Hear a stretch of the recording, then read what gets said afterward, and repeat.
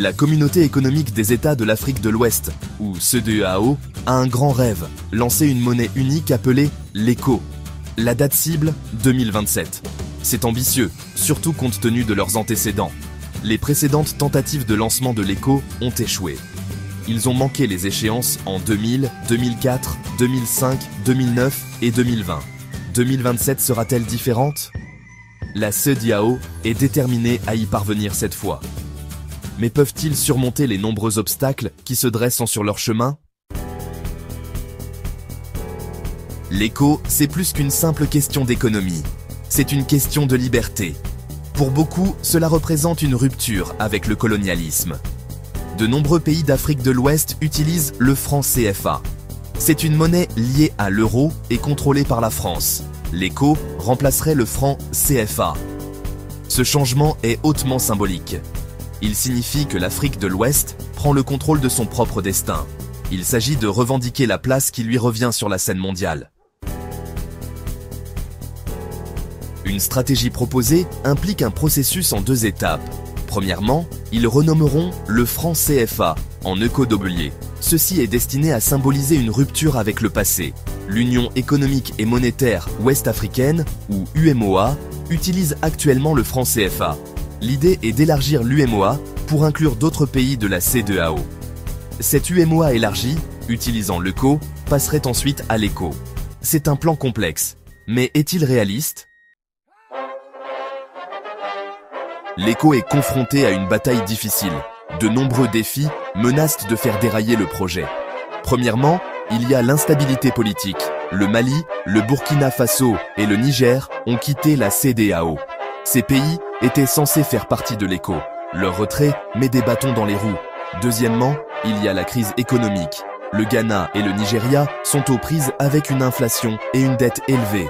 Ce sont des économies majeures de la région. Leurs difficultés ont un impact sur tout le monde.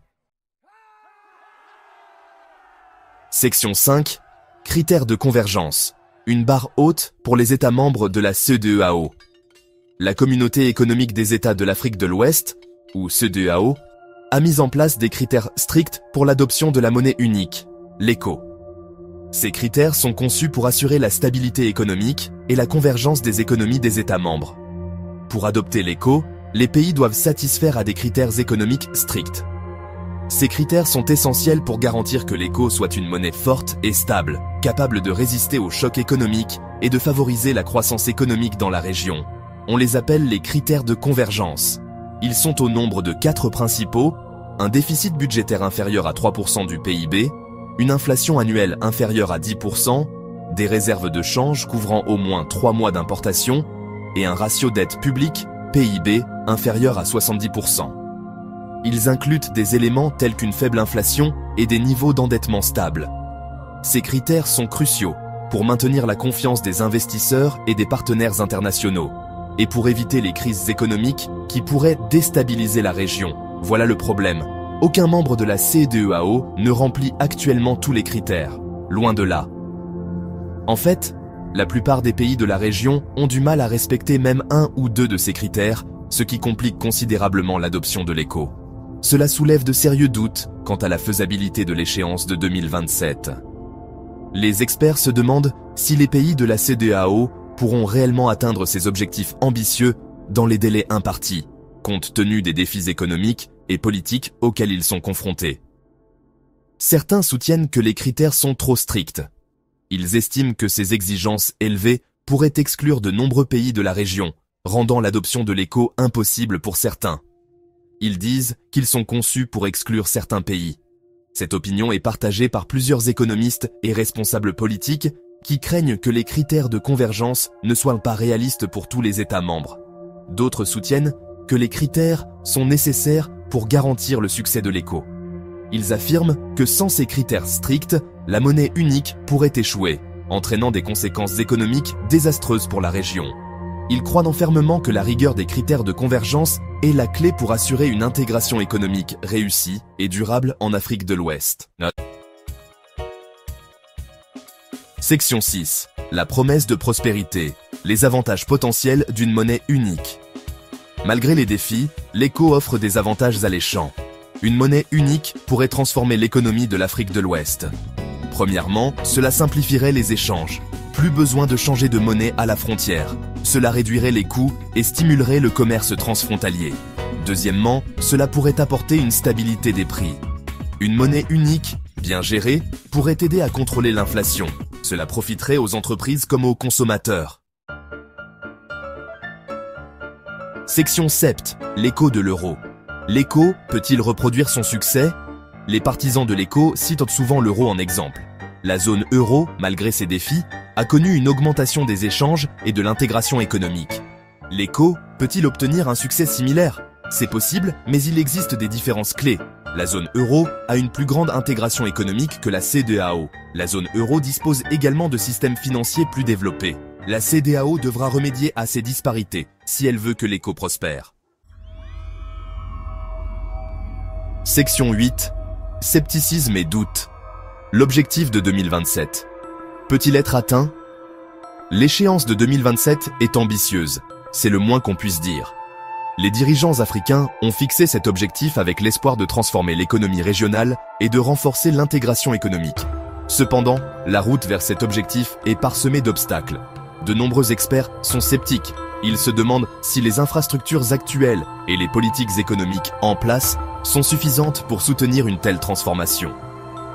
Ils soulignent les nombreux défis et le manque de progrès sur les questions clés. Les infrastructures sous-développées, les obstacles financiers et les disparités économiques entre les pays membres sont des préoccupations majeures. Même au sein de la CEDEAO, il y a des doutes. Les discussions lors des sommets régionaux révèlent des divergences d'opinion sur la faisabilité de l'objectif de 2027. Le président nigérian Muhammadu Buhari a exprimé des inquiétudes concernant une monnaie unique. Il a souligné les défis économiques et politiques que cela pourrait poser. Il pense que cela va trop vite. Selon lui, une approche plus graduelle serait plus bénéfique pour assurer une transition en douceur. Ces préoccupations ont du poids. En tant que leader influent, ses opinions sont prises au sérieux par les autres membres de la CEDEAO. Le Nigeria est la plus grande économie de la CEDEAO. Sa participation et son soutien sont cruciaux pour le succès de l'écho, la monnaie unique envisagée. Sa participation est cruciale pour le succès de l'écho. Sans l'engagement du Nigeria, atteindre l'objectif de 2027 pourrait s'avérer encore plus difficile. Les prochaines années seront déterminantes pour voir si les efforts collectifs porteront leurs fruits et si l'objectif ambitieux de 2027 pourra être atteint. Section 9. Un rêve différé. Le long chemin vers une monnaie unique ouest-africaine. Le rêve d'une monnaie unique ouest-africaine ne date pas d'hier.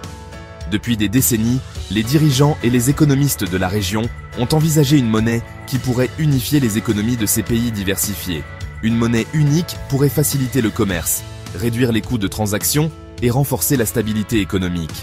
Il remonte à la fondation de la CEDEAO en 1975. La communauté économique des États de l'Afrique de l'Ouest a été créée avec l'objectif de promouvoir l'intégration économique et politique entre ses membres. Dès le début, une monnaie unique était vue comme un élément clé de cette intégration. Depuis lors, de nombreuses tentatives ont été faites pour en faire une réalité. Des réunions, des sommets économiques et des accords ont été signés, mais les défis sont nombreux. Les différences économiques, les politiques monétaires divergentes et les préoccupations nationales ont souvent freiné les progrès.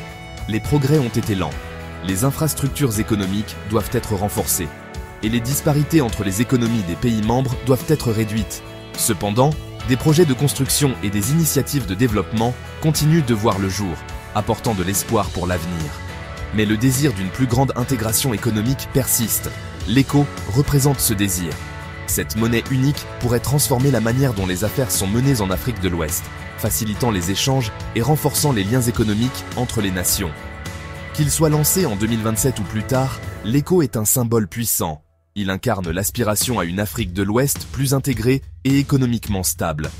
Le calendrier peut changer, mais l'objectif reste le même, une monnaie qui unit et renforce. Il représente l'espoir d'une Afrique de l'Ouest plus prospère et unie.